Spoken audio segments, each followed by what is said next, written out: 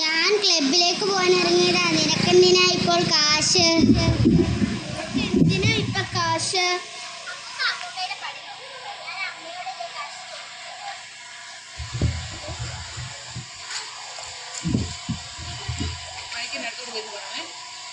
കഴിഞ്ഞ ദിവസമല്ലേ ഞാൻ നിനക്ക് 2000 രൂപ തന്നത്? ചോദിക്കുമ്പോൾ കാശ് എടുത്ത് കൊടുക്കാൻ നിൽക്കരുത്. എന്താണ് ആവശ്യമെന്നെങ്കിലും ചോദിക്കണം. ഞാൻ പറയുന്നത് അങ്ങ് കേട്ടാൽ മതി. എനിക്ക് കുറച്ച് ആവശ്യങ്ങളുണ്ട്.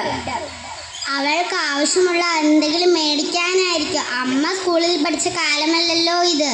ദേ, എൻ്റെ ഇഷ്ടം നടക്കണം, നടന്നേ പറ്റൂ. അതിനുവേണ്ടി ഞാൻ എന്തും ചെയ്യും. അതിന് വിലങ്ങിടാൻ അമ്മൂമ്മ വന്നേക്കരുത്. നിന്റെ എല്ലാ വഷളത്തരത്തിനും എനിക്ക് കൂട്ടുവെക്കാനാവില്ല. എന്തും ഞാൻ സഹിച്ചു ക്ഷമിച്ചു. എന്ത് സഹിച്ചു, എന്ത് ക്ഷമിച്ചു? ചെറുപ്പം മുതൽ വില കൂടിയ മിഠായികളും ഉടുപ്പുകളും വാങ്ങിത്തന്ന് എന്നെ ശീലിപ്പിച്ചത് ആരാ? മോളെ, അത് നമ്മുടെ സ്റ്റാറ്റസ്. ഈ സമൂഹത്തിൽ നമുക്കൊരു നിലയും വിലയും ഉണ്ട്.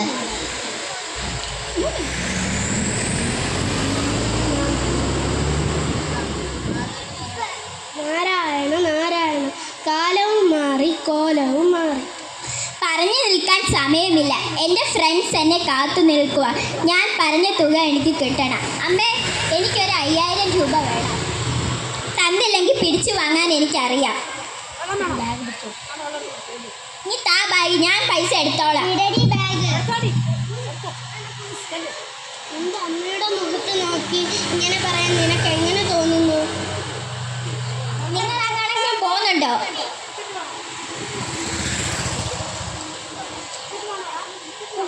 എടാ, കാശ് കിട്ടിയില്ല. കാശ് ഞാൻ പിടിച്ചു വാങ്ങാനും പറ്റിയില്ല. ഞാൻ എവിടുന്നെങ്കിലും ഒപ്പിച്ച് തരാം. എനിക്ക് സാധനം കിട്ടിയേ പറ്റൂ. കാശ് കിട്ടാതെ ഞാൻ സാധനം തരില്ല. നീ കാരണമാണ് ഞാൻ ലഹരി ഉപയോഗം തുടങ്ങിയത്. എനിക്ക് കിട്ടിയില്ലെങ്കിൽ എനിക്ക് ഭ്രാന്ത് പിടിക്കും. ആരോടാ സംസാരിച്ചത്? പറ. നിങ്ങൾ എന്തിനാ എൻ്റെ പുറകെ നടക്കുന്നു? ഒന്ന് പോകുന്നുണ്ടോ?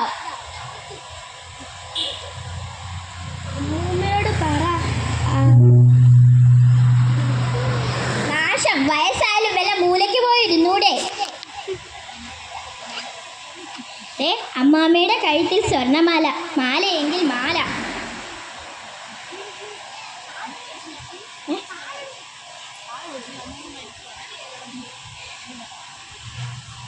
അയ്യോ അമ്മൂമ്മേ, എൻ്റെ ലഹരി എന്നെ ഭ്രാന്തിയാക്കി. ഇനി എനിക്ക് ജീവിച്ചിരിക്കണ്ട. എൻ്റെ ജീവിതം നശിച്ചല്ലോ. എന്നെ ചോറ് തന്ന ഉറക്കി എൻ്റെ അമ്മൂമ്മ എൻ്റെ കൈ കൊണ്ട് പിടഞ്ഞു വീണല്ലോ. ഇനി എനിക്ക് ജീവിച്ചിരിക്കണ്ട.